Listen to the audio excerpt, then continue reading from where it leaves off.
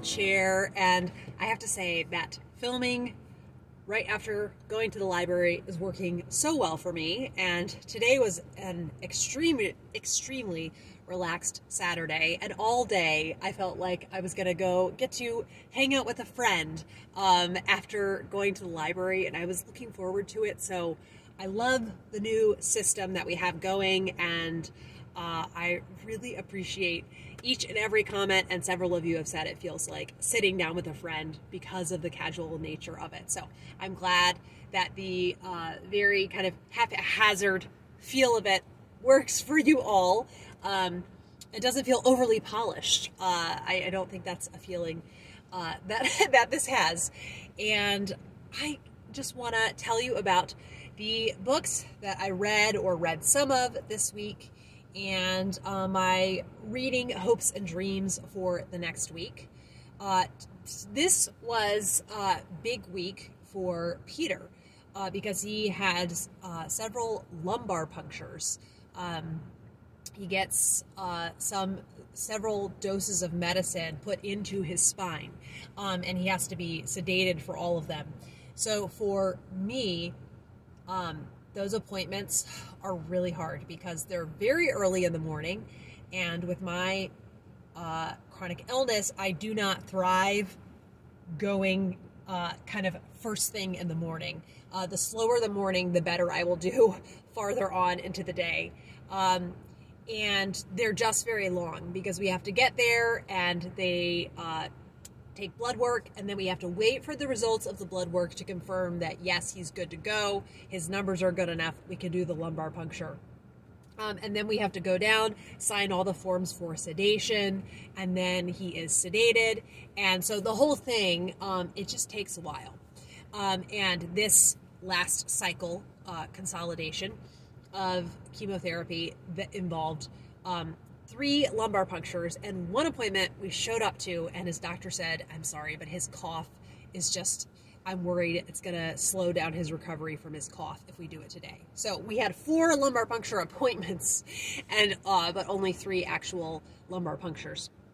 And those appointments just are completely and utterly draining for me. So I'm really relieved that in this next cycle, so he'll end this cycle on Wednesday, just with the medicine that he's taking at home.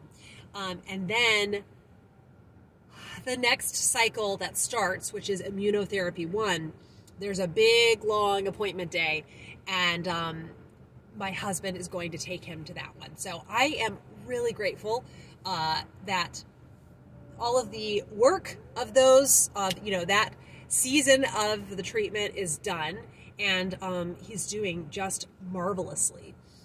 And he's just doing great. So this is really long. Several people have said it is not a sprint, it is a marathon, and that is definitely the case. Now, one big blessing to me in our time, at times when Peter was a patient, is that in each of the rooms, patient rooms, there's a really nice reclining chair.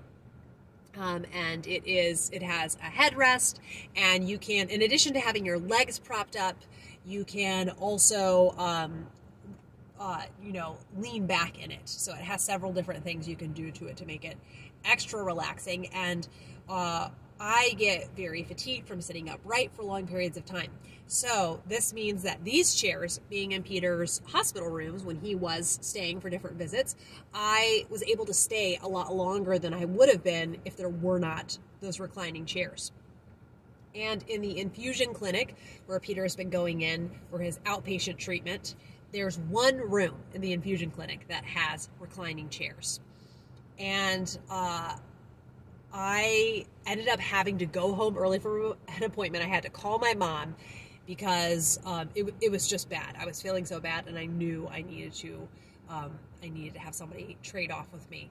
And so at that point, I thought, you know what, this is silly. I kept downplaying my sort of symptoms that I have because obviously I don't have cancer, right? And I didn't want to come across as a diva or high maintenance, but I thought, you know what, you need to advocate for yourself. And so I sent a message and explained to a nurse, and the medical staff has just been so kind and accommodating. And Then I also said, later appointments would be better, and they work really hard to work with us. So they have said, I have top priority on getting that room in the infusion clinic that has the reclining chair. And it just means the world to me. And I have to say, these chairs it makes me so emotional to think about it. There was a kid who used his Make-A-Wish to get these chairs for the hospital. He said, I already have everything that I need. And he chose his Make-A-Wish to be these chairs for the hospital. And I looked, and then unfortunately, a few years after that, he did pass away. So I was reading his obituary, and he just seemed like the most amazing kid and just such a beautiful, beautiful soul.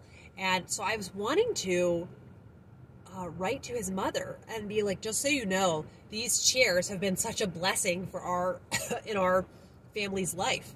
And so I was telling the nurse how grateful I was for the reclining chairs, and she actually knew this kid, and she knew his mom, and she had his mom's email, and so she said she would email the mom and let her know. And I just hope she knows that the very selfless thing that her son did is still blessing people now. It's just amazing. You don't know the ripple effects of your kindness, kind of just how far-reaching they are going to be. So I am just really beyond grateful for those chairs. So it's funny, there's very specific things that in this time I've become grateful for. And those chairs are one of them. I have to say that books and beautiful stories mean more than they ever did to me before. I just cling on. And it's going to make me more willing than ever to DNF. I am already a generous DNFer, but just more willing than ever. So I think I need to do a little bit of reworking of my November reading plans as I've come to this end of the week, and I have realized. So the week started out after I filmed this, and I had done my Victober wrap-up, which I still need to edit and put that up. But I am planning on, in December, reading or starting Orley Farm by Anthony Trollope. Not reading all of it because it is a big, long book. And as long as nothing has changed, I think it won my Patreon group read poll for January. And several people pointed out it's a really long book for 1 month. And then I thought, you know what? Why not just spread it out over 2 months? But I wanted to start it in December. After Miranda Mills talked about her tradition of starting an Anthony Trollope on Christmas Day, I thought, I want to do that tradition too. I don't want to be left out. And I am really excited to begin it. But that being said, I did not want to have another Anthony Trollope that I was reading at the same time. And so I thought, okay, over the course of November and even into December, I could read Phineas Redux, which is the next in the Palliser series. But I have to say that after how much I didn't like Phineas Finn, I was really dreading Phineas Redux.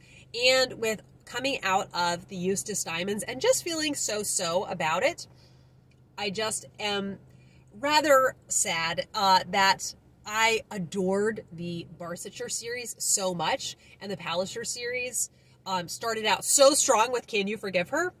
And then I don't know if I'm going to love any of them as much. However, that being said, Katie from Books and Things said that both the Prime Minister and the Duke's Children, whichever is 5 and whichever is 6, make the entire series worth it. So that makes me really want to continue, because I did really like the character of Plantagenet Palliser in Can You Forgive Her? And I'm excited to see he and his family again. So, all to say that on Saturday, or maybe it was Sunday, I was just realizing how much I was not really enjoying Phineas Redux, and how much book I had ahead of me, and how I was just like, it's just going to ruin all of my reading in November.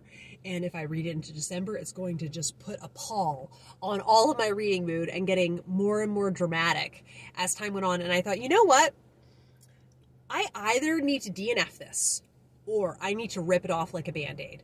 And it is Trollope. And it was on audio, and I love his writing. And So even if it is a book that is longer, since it was on audio, it feels less intimidating. And so by the time I went to bed on Monday evening, I had finished Phineas Redux. And I have to say, I was up to, I think, 2.4 speed with my audio. So it was very intense. I don't know if I ever want to do that again, but I still have no regrets. And I will say, I thought it was going to be a solid 3-star reading experience, but it ended up being a 4-star experience purely because of Anthony Trollope's writing. And that was really lovely. Enjoying it more than I thought I was going to. So I did finish it. And in Phineas Redux, you're just seeing more of Phineas's life. You kind of just jump back into following what's happening with him right a couple years after the events in Phineas Finn. And then there's a couple characters that you meet in the Eustace Diamonds that are also pulled into the plot of the story. There is some crime that happens in this one, which made it more exciting to me, just made it more interesting.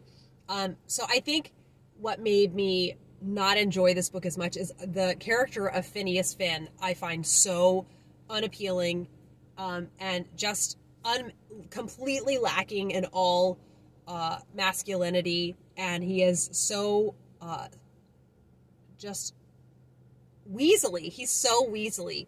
And so to spend that much time with that character, and I can't tell what Trollope thinks of him. And then to not have time with the Plantagenet and his wife Glencora, they do make a couple cameos, but there's nothing major that you experience with them really compared to all the other characters. And also this one was very heavy on politics, which I go into any of the Palliser novels expecting that. But this one, I think, if I'm remembering correctly from what everybody else says about them, this one might be the most politics heavy. So it was interesting to hear about Sir Robert Peel, because if any of you have watched the TV series Victoria, then you'll recognize that name. So I did actually understand a bit more of the politics than I was expecting to, but I was just very glad to be done with it. And then to have the thought of just, going to sleep and then having books that I was all very excited about reading. But it wasn't the most productive reading week. One is finally today, I admitted that I wanted to DNF The Life of Jeanne d'Albret, the Victorian biography of the Huguenot Queen. And there was a lot about it that was interesting, but I found the farther that I got into it, the more I was in over my head with all of the events. And I just wasn't invested enough in that time period to do my research to feel like I was less confused. And I also didn't like that I had that Victorian book on the go in addition to Hopes and Fears by Charlotte Mary Yonge. And this, Hopes and Fears, is taking a lot of concentration. It feels very much like a George Eliot. And so to have those two daunting Victorian novels happening at once, and it's not Victober, I think it just wasn't working for me. So The Life of Jeanne d'Albret, it will be waiting for me if I feel like I want to come back to it. It could be this Victober. I'm talking all about how I took like 5 months to read it, and I'm so glad. And so that'll be great if that happens. But I just need to set it down for now, because that was really... Then on, my other days, I would get really daunted. Like I would have felt like I should have read a daily chapter of Hopes and Fears. I should have read a daily chapter of The Life of Jeanne d'Albret. And then I would be intimidated and not read anything. And that is not okay. So I am at peace with this DNFing decision. And I have to say that I am completely and hopelessly in love with Rilla of Engleside. This book. I just love books that look the evil in the world and the sadness and the heartache in the world, and look at them and defiantly still choose to see beauty. There's something about it that is incredibly moving to me. And also, something that has really been fascinating to me ever since I became ill is that even in the midst of very intense pain, in the midst of suffering, beauty is still incredibly moving. Like right now as I'm filming, you can't quite tell because of the angle that I'm at, maybe a little bit, but the sun is setting and it's beautiful. And the sunlight is just glowing on the trees that at this point have most of them have lost their leaves, but it just looks beautiful. To experience beauty in the midst of sorrow, there's something about it. That juxtaposition is endlessly fascinating and so moving to me. And there's one quote that I kept rewinding my audiobook so I could read the quote to you. And it says, "Peace and tranquility brooded over the glen. The sky was fleeced over with silvery shining clouds. Rainbow Valley lay in a soft autumnal haze of fairy purple. The maple grove was a burning bush of color, and the hedge of sweet briar around the kitchen yard was a thing of wonder in its subtle tintings. It did not seem that strife could be in the world." And I just love that beauty is so powerful. And I love seeing that in, it's really demonstrated very much in The Lord of the Rings. And there are parts where Frodo and Sam are trekking towards Mount Doom and everything is gray and ashen and brown around them. And then there's this one part that's always struck me where Sam sees a beam of light shining down on the crumbling remains of a statue. And it pierces his soul, and how beautiful that is. And then as, Mount Doom is collapsing, Frodo and Sam are talking about the beautiful things they remember from home. And so I'm just soaking in all the gloriousness of Rilla of Engleside, and I think it's just going to be a new favorite book. And I definitely will get a physical copy at some point. I have the source books set. It's the first 6 in the Anne set, and I don't know why they didn't also do Rainbow Valley and Rilla of Ingleside. And so I definitely want to have one that at some point I'll annotate, and it's just, I'm drinking it all in, and it's so fun. I'm reading it with my friend Elizabeth, and now with my friend Sharon and my friend Joanna, and just wow, what a cool book.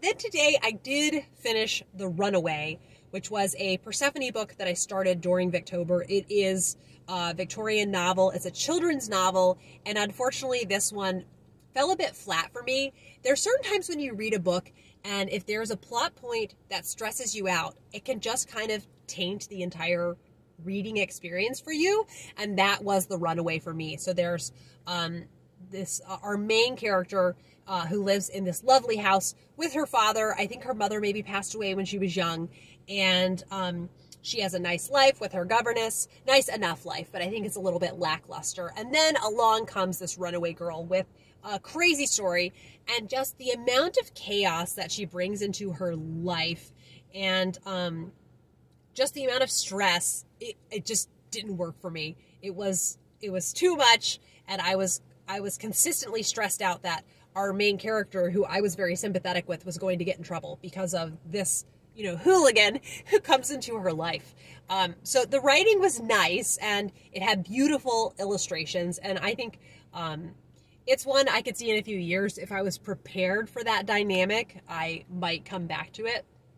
But overall, not the greatest reading experience. But that is Victorian book number 170. So I'm now down to an even 30 that I need to read to get to 200 by October 1st of next year.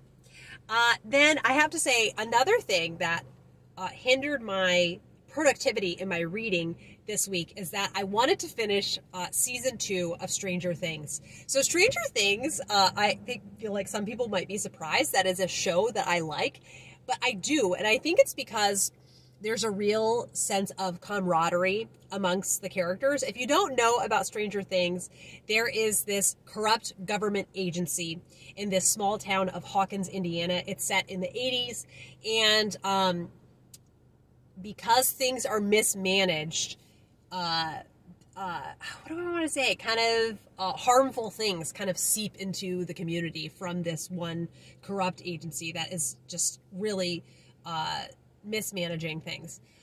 And so then it's this spiral of events, and it is a science fiction series. And like I say, it's the characters that really make it for me. But I loved season 1 and season 2. Season 3 was too much for me, and there's a scene that I will always wish I could unsee. It was too intense for me. And so season 4, I think, is already out, and then season 5 is coming out. It's going to be the final season. But I'm just content watching the first 2 seasons. I love those, and I really wanted to watch it. I really struggle with giving up that much reading time, though, but my DVDs were going to expire. I couldn't believe the library had a Netflix series on DVD, but it did, and I was excited because I wanted to watch it. And so I really agonized into it. Am I really willing to give up this much reading time? But I did, and I really enjoyed it. So it is what it is. The next thing I have to say, also, after I filmed last week, I realized how overwhelmed I was with how much fantasy I wanted to read and how much nonfiction. And I think that also, my reading week, I just felt kind of overwhelmed by the amount of choices that I had. So I feel going into this week, I have a better idea of what I want to do. And so I think the fantasy that really is kind of first priority is going to be the Girl of Fire and Thorns trilogy by Ray Carson. I started the Girl of Fire and Thorns on, was it Friday? And I fell completely in love with the writing style right away. And what I'm very excited about is I think it's an arranged marriage where they fall in love. So a marriage of convenience. And that to me is such a romantic kind of trope. And especially because I know it's not your typical kind of what today's society would say. And so I love that kind of having that commitment up front and then the feelings follow. To me, that is so romantic. And it's really cool because it's set in a sort of, I think, Latin American type setting. And that's really unusual for fantasy. It's not something that you see. I feel like it's very kind of Northern Europe is the feel of it, of a lot of fantasy. So that's really cool. And I love the writing style, and I'm really excited to continue. So while I was at the library today, I did pick up the next one in the series, The Crown of Embers.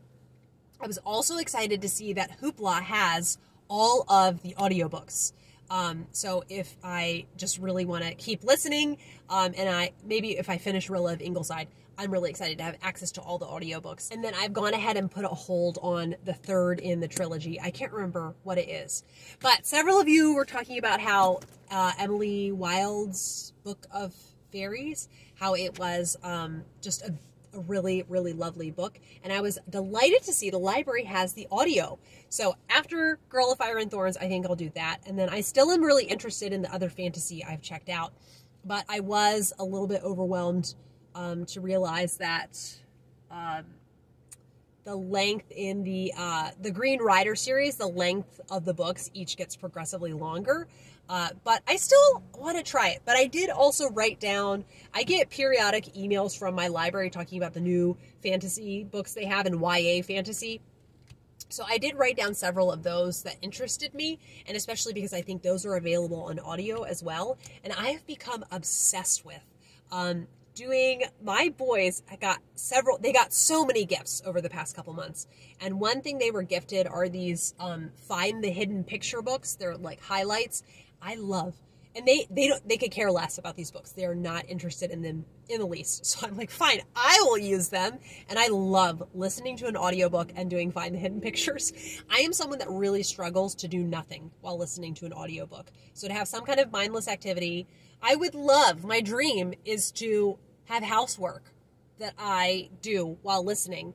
But right now, kind of all the energy is going to homeschooling and going to appointments, which is fine. That's as it should be. That's the priority.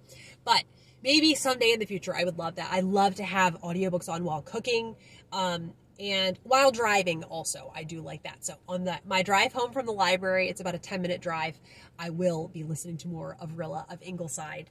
And I did start, but I have not at all finished Charlotte's Web. And I have to say, it's just the most sincere story. I love every last word in this. This to me, his writing is a bit like Laura Ingalls Wilder / Maud Hart Lovelace, in that there is this deceptive kind of seemingly simplistic style to it, but at the end, you feel like it's poetry. So just every word is intentional, and it's just the most beautiful book. And I love the characterizations that he gives to all the different animals. So with Templeton is so utilitarian, and so it's such a great personality to give to a rat. And then to have the dialect that he gives to the geese, or the goose, and it's so fun. This book is just, I'm over the moon to be reading it. So I am only 42 pages into it, so I have a lot to go of it, but I'm okay with that. I'm very excited to continue with it. I came with a list that I didn't want to forget to tell you about anything. Oh, okay. Something that was rather spontaneous this week. After I filmed my video last week, then I had a Victober wrap-up talk with my Patreon friends. And it was really, really so much fun to hear how Victober was for everyone. And people had a whole range kind of how much they read during Victober, and how successful they felt their Victober was. So it was just really cool to see the just different experiences that everybody had. And then I feel like many of us were just like, and now this is what the Victorian thing that I'm reading. Like, it hadn't taken the Victorian reading out of our sails. And my friend Cammie was talking about George MacDonald's fantasy, and how I was saying, oh, I'm so intimidated by it. And she's like, oh, Kate, you shouldn't be. It's really a lot easier to read than you'd think it would be. I know that I felt some of his fantasy short stories were out of my depth, but I can't remember if Lilith was the one that she spoke about. Maybe Lilith was, but I thought, you know what? Why don't I look it up on Project Gutenberg? And sure enough, I started to read excerpts from Lilith, and I thought, oh, I actually think I'm capable of reading this and understanding it. And so I started listening, and good gracious, I have to say, it's not my typical kind of fantasy that I would want to read. The characterization is not going to be like what it is in Lord of the Rings, but it's just so cool to read. Kind of the first fantasy novel, and you can very much tell, you can tell it inspired Tolkien, but to me, this portal fantasy kind of idea, if just The Lion, the Witch, and the Wardrobe, I'm like, oh, I get it now. You know, where Lewis kind of was inspired. The language is absolutely stunning. Now, it's odd. It is weird. It's very much spiritual allegory, but because the language is so beautiful, and I'm really taking my time with it, I'm only doing a couple chapters a day, and I'm doing the audio, it's just beautiful. So I think because of the beautiful language, I'm not expecting it to be like, the Girl of Fire and Thorns. That's what I was really wanting from fantasy. And so this is just bringing me beauty, and I'm okay with that. I have to say, the narrator I'm listening to, it's a vibe, okay? It's very kind of overacted, but I don't mind. But I have to say, I don't know if you would, I can't guarantee you that you would like it. You might not. So yes, this week I will continue with Hopes and Fears. Now I have to say, I